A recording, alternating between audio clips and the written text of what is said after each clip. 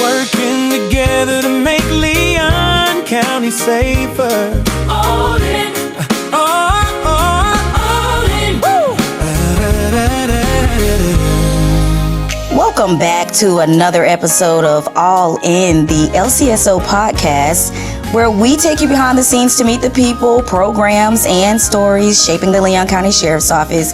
Today, I am so excited to sit down with someone whose leadership, experience, and heart for this community make a real impact every day. Our Undersheriff Argatha Gilmore. Thank you. She's someone so many of us know professionally, but there's so much more to her story and her work that the public may not get to hear. And so you're going to hear some of that today. Thank you so much for joining me. Thank you, Javonni. I'm so excited to be here with you. Yes, and I froze a little bit at the beginning because I almost said chief, but now it's Undersheriff. So for everyone who's listening, maybe a month or two ago, it was chief. Now we are in a new year, and she is the undersheriff, one of the undersheriffs at the Leon County Sheriff's Office. And I want to start off by giving you all a chance to learn more about her, and then we will also get into her role. So, welcome to the podcast. Thank you. This is going to be a nice, casual conversation. We're going to start just a little bit about your background.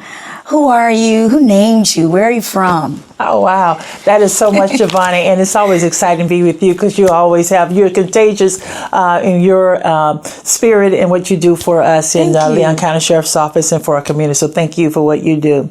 And so my life, I think, is exciting. Born back there in Vero Beach, Florida, where the tropics began, where there were beaches, and came up here to Florida State University to finish out my 4-year college degree. And I ended up staying and graduating in 1980 from Florida State University, spending a few years doing all kinds of things. When I say all kinds of things, made my way up in retail, got tired of that, and decided to get into what I went to school for. And that was criminology, and I started with Tallahassee Police Department. Awesome. And you said you were from? Vero Beach, Florida, Vero Beach, yep. Where there are beaches, water, and oceans. Yes. So what led you to law enforcement? If anybody remember Nancy Drew and the Hardy Boys, I read all of their series when I was growing up, elementary school, and that gave me an interest in investigations. So I initially wanted to go to FBI, and FBI said I needed to have some boots on the ground, and so I ended up going to Tallahassee Police Department, where I retired after 25 years. That got my interest there, and after being at Tallahassee Police Department, I love what I do. Yeah. And I just want to make a difference in the world. I know it's an old cliche, but I really wanted to make a difference in transforming lives. Was it scary for your family as a woman, and you're telling them, I am going to join the police academy? Absolutely. That's an outstanding question. I don't think it hit my parents until I went home for the holidays, and I always carried my weapon, and I left my weapon in the car. So when I came back in the house with my gun, my dad's mouth dropped open, my mom, they froze, and I think it really hit them that I was actually a police officer at the time. So yeah, but and it was also during the time of Ted Bundy and his craziness in our community, and so that's why I'm here, and I'm still loving it. And so when you think about going back to some of the early days of your career, what experiences shaped the leader you are today? I think having a servant heart and always wanting to help people. A lot of people, when they know who I am and get to know me, they know that I'm always trying to help. And I think that helped me in law enforcement because it's not always about cuffing them and stuffing them and putting them in the car. It really is about what can I do to help you? Because 90% of our community just need help. It's 10% who really needs to be cuffed and stuff and taken to the detention facility. But most of the time, you just want to help people. And in law enforcement, we're all things to all people. And that helps shape me into what I am and to what I do. That means a lot. And you're heavily involved and you push this All In to Help initiative that we have here at the Sheriff's Office. What does that mean to you? And for those who may not be familiar with it, let's start there. What is the All In to Help initiative? We also talked about it in our earlier conversation with the sheriff, and he spoke to it too. But what does it mean to you personally? All In to Help means that in so many realms of reaching out to the community.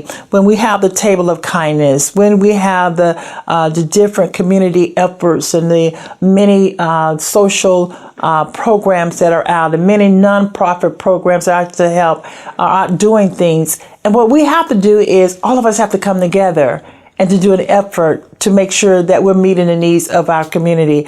That's what All In to Help means, is everybody joining together to help. Can I say it this way, Javonni? It's very hard to pick up something with one finger.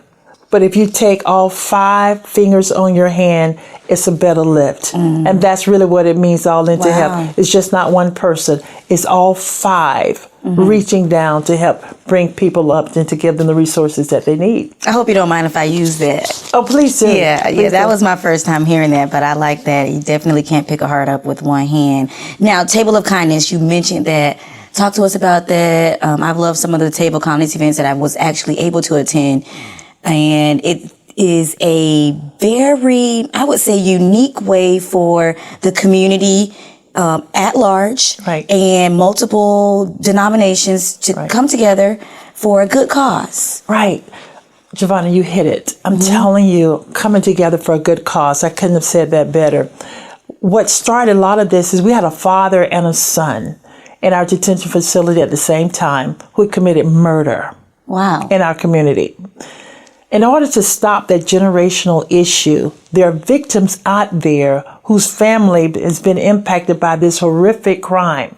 At the same time, you got a father and a son with a generational issue. How do we reach both of those families? Because both families have been impacted. So what do?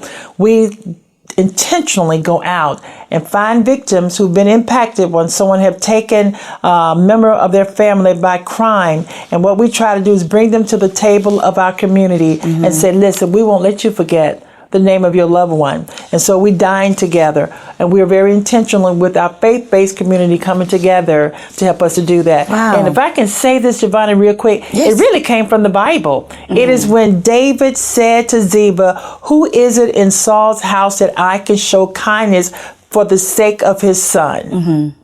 And then that's when David said, bring them to my table so that I may show kindness for the rest of their lives. And that's what it's all about. Coming to a gala, a king's table, to say to you, we're here to help. You know, That's and all some it's people, help. they may say, well, do you go to church? Absolutely. Okay, what church? I'm a member of Watson Temple Institutional Church of God in Christ. And not only am I a member there, but I'm very engaged at my state level of my church and the international level of my church. And so that's all part of what I do and who I am. Nice. That's amazing. Now, when you say it's a part of what you do and who you are, is it a way that, you know, keeps you going every day and putting all in effort to your work every day? Talk about what keeps you remaining in law enforcement, because how many years? Oh, my, close to 40, I would think. Yeah, 40. Yeah. So what all entails into what keeps you here and what keeps you pushing that good fight? I am unapologetic about my faith. And my focus, as I already mentioned, that my faith as a Christian and believing in the Bible, biblical principles, keeps me balanced and focused. Because everything in Matthew, the 25th chapter, talks about, when did you see me hungry? When did you see me thirsty? When did you see me in prison? All of those are things that Jesus was saying, you could have helped me then. You're not seeing me in person, Jesus, but you're seeing a person in need. And so if I see somebody hungry, if I see someone in prison, if I see someone who just needs a helping hand, my faith gives me the compass and the focus to make a difference in the lives of people. And wearing these uniforms only gives me access to those people. That's amazing. And so for those listening, the Undersheriff is sitting in the chair right next to me right now, Argatha Gilmore, and she plays a key part in how our agency stays connected to our community and to our personnel, managing our detention facility, the roles there, leadership, service, and just understanding the needs of both the public and the people who we protect. We're going to talk a little bit about some of the human moments that she's had just throughout her law enforcement career. So some of these questions, if it throws you off, that's fine. We could pass or not. But what's a hobby? Something that may or may not be tied to law enforcement, but do you have any hobbies? A lot of times when people see me, not only do they see me in uniform, but they would see me in my high heel shoes, right? So therefore, there is that human side of me that I like fine dining. I love to experience 5-star restaurants. But what's one of the unique things about me, Javonni, is that a 750 Honda motorcycle was my mode of transportation. What? Yes. Wow. 750 Honda. So that was a big motorbike. And my brothers taught me how to ride. And for 2 years, that was my mode of transportation. Wow. But when you look at me, you would not think that I was a biker. Wow. Did you ever want to join the motor unit? Most of the time I was leading or the supervisor or the lieutenant or the captain of it.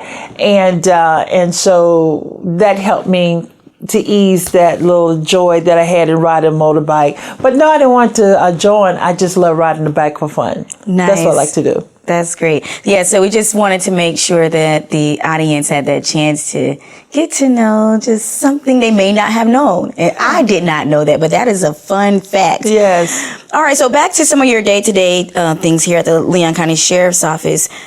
What areas of community engagement or internal development are you most excited about for 2026?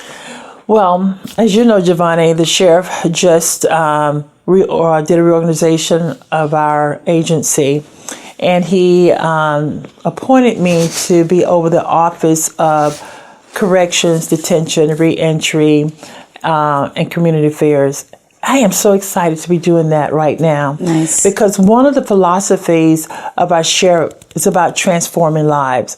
So not only am I looking at the operational efficiency of a detention facility, but also the reentry part of this, of transforming lives who come into our facility because they've done something wrong. I mean, let's not kid ourselves. Some of the persons in our community have done something wrong, either by mistake or made a fatal mistake or whatever, but the fact of the matter, they're in a detention facility. What we want to do is work on rehabilitation and how do we transform lives, and at the same time, look at our detention staff and ensure that they're growing.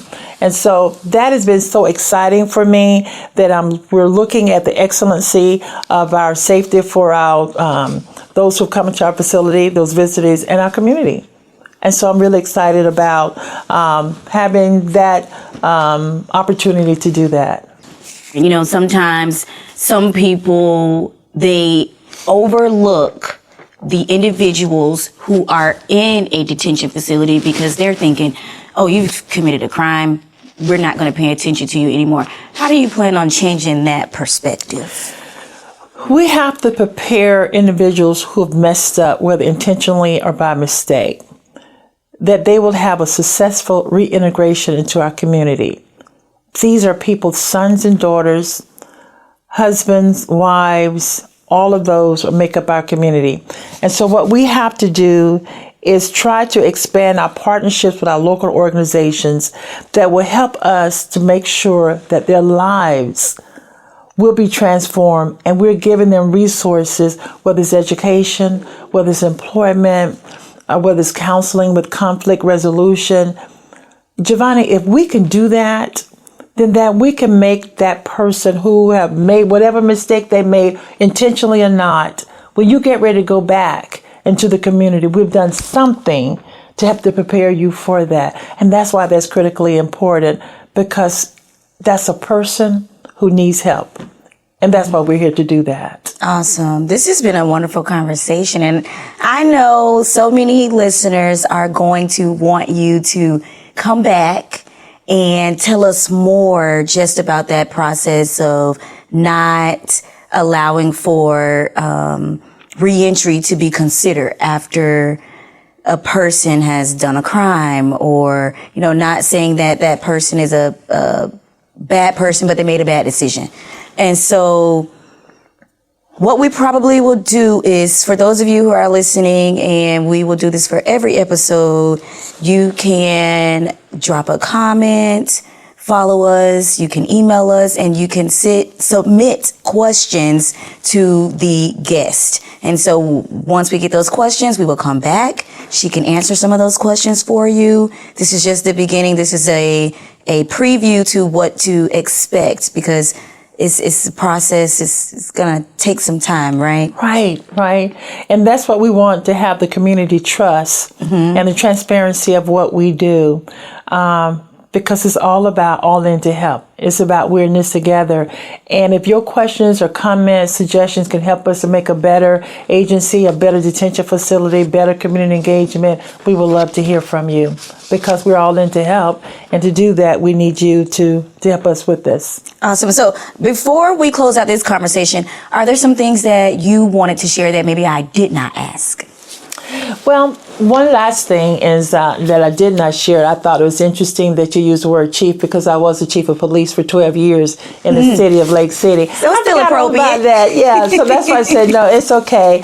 After retiring from Tallahassee Police Department for 25 years, I went to Lake City, the city of Lake City, Florida, was the chief of police there, and then came back home here to serve in my community. And that's where you met the sheriff. I met the sheriff, yes, at the Tallahassee Police Department. I came up through the ranks there at Tallahassee Police Department. I retired as a captain, and he promoted me when I was there, lieutenant and captain and so forth and so on. So that helped me to get to know his management style. And I do know that our sheriff has a heart for the people of this community. And it's my responsibility, my duty, my role to make sure I'm the hand and the feet of our sheriff, to ensure that his vision for our community and for our agency is met through not only corrections and reentry and community affairs, but is what we can do as an agency to work together to make sure that we're all in, and we're all in to make a difference in our community. Wow. Yeah, I love that. And I'll just tell you, I love working for the sheriff. I love working at the sheriff's office. And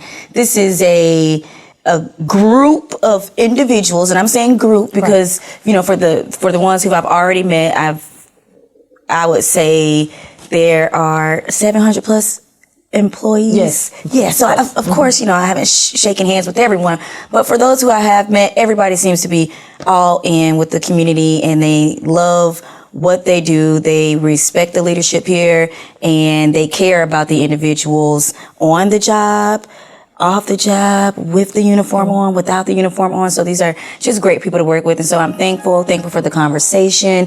And I hope to have you back on the podcast very soon. It's great being here with Javonni. Look forward to it. Thank you. Well, thank you so much, Undersheriff, for joining me today. And thank you for the listeners.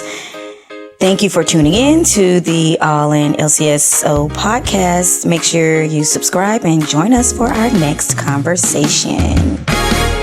Working together to make Leon County safer. All in